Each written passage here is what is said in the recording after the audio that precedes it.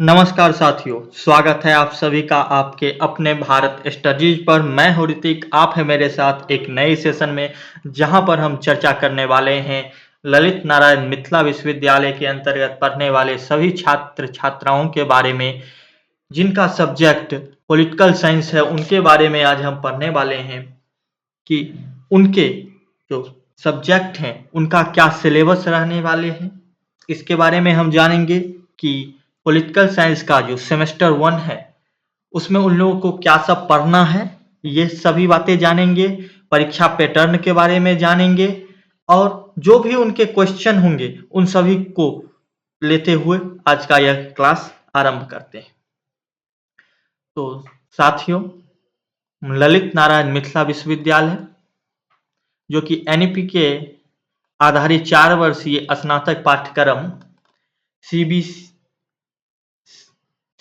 के तहत BA semester 1 राजनीति विज्ञान, जो कि मेजर पेपर है 1 एमजेसी बेसिक पॉलिटिकल कॉन्सेप्ट, मूल राजनीतिक अवधारणाएं का पूरा पाठ्यक्रम जो उसका सिलेबस है वो जानते हैं। इससे पहले अगर आपने चैनल को सब्सक्राइब नहीं किए हैं तो इसे सब्सक्राइब कर दीजिए, लाइक कर दीजिए और अपने जितने भी ग्रुप हैं उसमें आप इस चैनल को शेयर निश्चित रूप से कीजिए। तो आइए शुरू करते हैं। इसमें आपको जो फर्स्ट यूनिट है वो है राजनीतिक और राजनीतिक सिद्धांत। इसके अंतर्गत आपको पढ़ना है राजनीति का परिचय, राजनीति का अर्थ, परिभाषा, स्वरूप, राजनीति का क्षेत्र, राजनीति एक कला और विज्ञान के रूप में। तो इतने टॉपिक आपको इसमें पढ़ने हैं। इसी के सब यूनिट में आपको सेकेंड पढ़ना है राजनीतिक सिद्धांत। राजनीतिक सिद्धांत का अर्थ उसके अंदर आपको पढ़ना है, प्रकृति पढ़नी है, महत्व पढ़ना है, राजनीतिक सिद्धांत के पतन और पुनरुत्थान का जो बहस है उसके बारे में आपको पढ़ना है। और इसी के सब टॉपिक थर्ड में आपको पढ़ना है अध्ययन के दृष्टिकोण, परंपरागत दृष्टिकोण, इसमें आपको मानकीय, ऐतिहासिक और संस्थानगत। उसके बाद आपको आधुनिक दृष्टिकोण के अंतर्गत व्यवहारवाद और उत्तर व्यवहारवाद, इन दो चीजों को पढ़ना है। तो यूनिट फर्स्ट में आपको सब यूनिट 3 दिए गए हैं, सब यूनिट 1, सब यूनिट 2 और सब यूनिट 3। तो यूनिट फर्स्ट के अंदर में 3 यूनिट हैं जिनमें आपको इन सब बातों को अच्छे से पढ़ना है। इसके अलावा आपको यूनिट फर्स्ट में कुछ भी नहीं पढ़ना है। इधर उधर की बातों पे अधिक समय व्यस्त मत कीजिए और जो पॉइंट टू पॉइंट बातें हैं उस पर ध्यान दीजिए। यूनिट सेकेंड में जो हमको पढ़ना है वो पढ़ना है राज्य और संप्रभुता। और इसके अंतर्गत 2 सब यूनिट हैं। सब यूनिट 1 में राज्य के बारे में हमें पढ़ना है, राज्य का अर्थ जानना है, परिभाषा जानना है, आवश्यक तत्व जानना है, जिसके अंतर्गत जनसंख्या, भूभाग, सरकार, संप्रभुता, राज्य की उत्पत्ति के प्रमुख सिद्धांत, देवीय उत्पत्ति का सिद्धांत, शक्ति सिद्धांत, सामाजिक समझौते का सिद्धांत, हॉब्स, लॉक, रूसो, इन सभी के विकासवादी और ऐतिहासिक सिद्धांत के बारे में भी हमको यूनिट सेकेंड के सब यूनिट 1 में पढ़ना है। मतलब राज्य के बारे में पढ़ना है और राज्य से संबंधित जो भी सिद्धांत हैं, जो हॉब्स का सिद्धांत है, लॉक का सिद्धांत है या फिर रूसो का सिद्धांत है, उसके बारे में पढ़ना है। इसी के सब यूनिट सेकेंड में हमें संप्रभुता के बारे में पढ़ना है। संप्रभुता का अर्थ, परिभाषा और उनकी विशेषता, संप्रभुता के रूप, आंतरिक और बाह्य संप्रभुता, ऑस्टिन का एकलवादी सिद्धांत के बारे में हमें पढ़ना है। संप्रभुता का बहुलवाद सिद्धांत भी पढ़ना है। तो यूनिट सेकेंड के अंदर में हमको 2 सब यूनिट है, एक में राज्य के बारे में और एक में संप्रभुता के बारे में पढ़ना है। बस यूनिट सेकेंड में इतना ही पढ़ना है। इससे अधिक जो भी इधर उधर के तत्व हैं उसे आप स्किप कर सकते हैं, छोड़ सकते हैं। वो आपके एग्जाम में नहीं आते हैं और न ही आ सकते हैं। अब हम यूनिट थर्ड के बारे में जानते हैं। इसमें स्वतंत्रता, समानता और न्याय के बारे में पढ़ना है। इसमें 3 सब यूनिट है, 1, 2 और 3। फर्स्ट में हमें स्वतंत्रता के बारे में पढ़ना है कि स्वतंत्रता का अर्थ क्या है, परिभाषा क्या है, प्रकार क्या है, नागरिक के दृष्टिकोण से, राजनीतिक, आर्थिक, प्राकृतिक, इन सभी दृष्टिकोणों से नकारात्मक स्वतंत्रता क्या होता है और सकारात्मक स्वतंत्रता क्या होता है, स्वतंत्रता के लिए प्रमुख संरक्षण और सुरक्षा का उपाय, मतलब स्वतंत्रता से संबंधित बातें हमें सब यूनिट फर्स्ट में पढ़ना है, यूनिट थर्ड के सब यूनिट 1।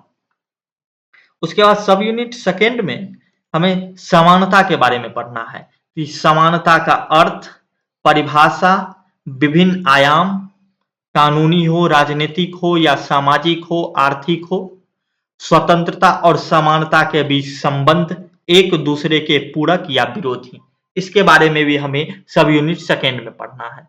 उसके बाद हमें, एक मिनट, इसको हम इरेज कर लेते हैं। इसके बाद हमें यूनिट थर्ड का न्याय पढ़ना है। न्याय का अर्थ, प्रकृति और प्रकार, सामाजिक, कानूनी, राजनीतिक, आर्थिक। उसके बाद हमें रॉल्स का जो न्याय का सिद्धांत है वो भी पढ़ना है। इतना ही बातें हमें यूनिट थर्ड में पढ़ना है। इसके अलावा हमें यूनिट थर्ड में और किसी भी बातों को नहीं पढ़ना है। तो आइए हम नेक्स्ट देखते हैं यूनिट 4, और ये हमारा लास्ट यूनिट है। बस 4 ही यूनिट आपको सेमेस्टर 1 में पढ़ना है। इसमें हमें पढ़ना है अधिकार, कर्तव्य और लोकतंत्र।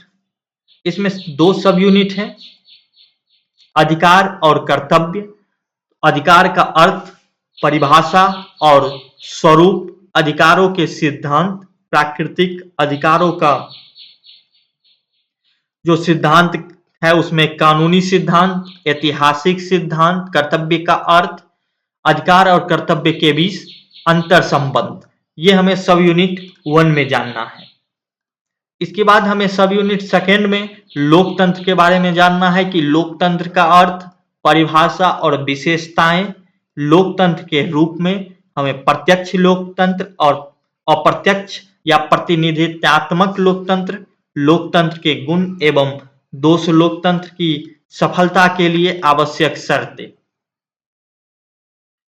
इतने बातें हमें यूनिट 4 में पढ़नी है।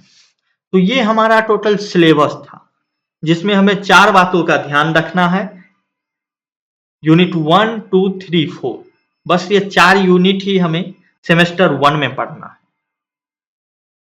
अब एग्जाम पैटर्न क्या रहने वाला है इन 4 यूनिट से, आइए वो देखते हैं।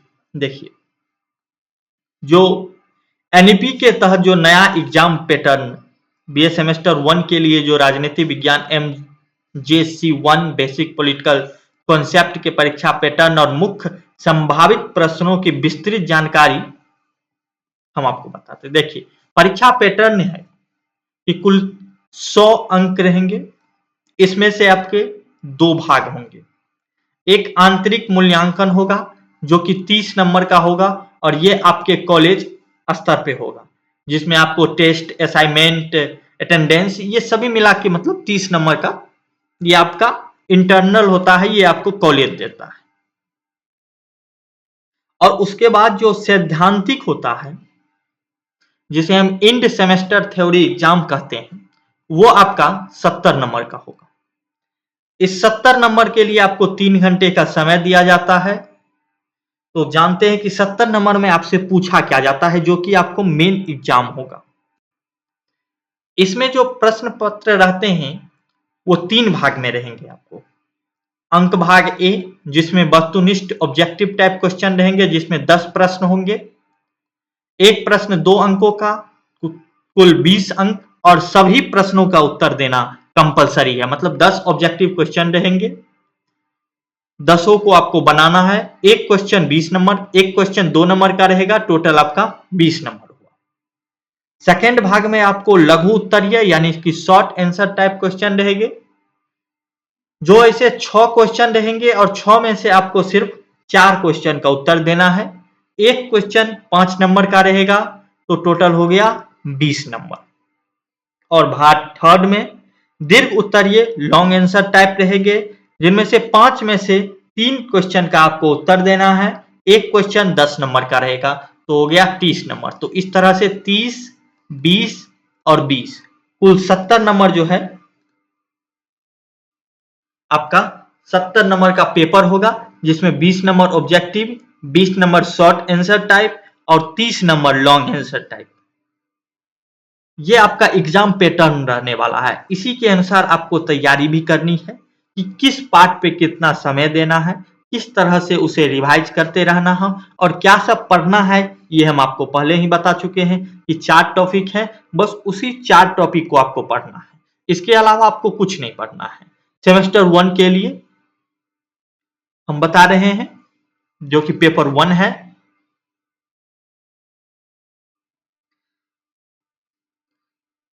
तो आज का क्लास यहीं पे समाप्त होता है। आप इसे लाइक कर दीजिए, शेयर कीजिए और सब्सक्राइब कीजिए। अपने यार दोस्तों के साथ इसे निश्चित रूप से शेयर कीजिएगा। और अगर इसका आपको इन सभी का अगर आपको वीवीआईपी क्वेश्चन, वीवीआई क्वेश्चन भी चाहिए, तो वो आप हमें कमेंट कर सकते हैं, तो हम आपको वो भी प्रोवाइड करा देंगे। जो भी 13-14 ऐसे वीवीआई क्वेश्चन हैं, जो कि हर वर्ष उससे कम से कम 4 क्वेश्चन निश्चित रूप से आते हैं। लॉन्ग की बात कर रहा हूं मैं, शॉर्ट की नहीं कर रहा हूं। लॉन्ग आंसर में जो ये 30 नंबर का होता है, 12 क्वेश्चन है जो कि सिलेक्टेड क्वेश्चन है, जिसमें से 4 क्वेश्चन हर वर्ष आता है। यानी कि 5 में से आपको 4 तो निश्चित ही मिल जाएगा और आपको बनाना है सिर्फ 3। तो आप समझ सकते हैं, अगर आपको 12 क्वेश्चनों को पूरा कर लेते हैं तो आपका ये 30 नंबर तो निश्चित रूप से ही पूर्ण हो जाएगा।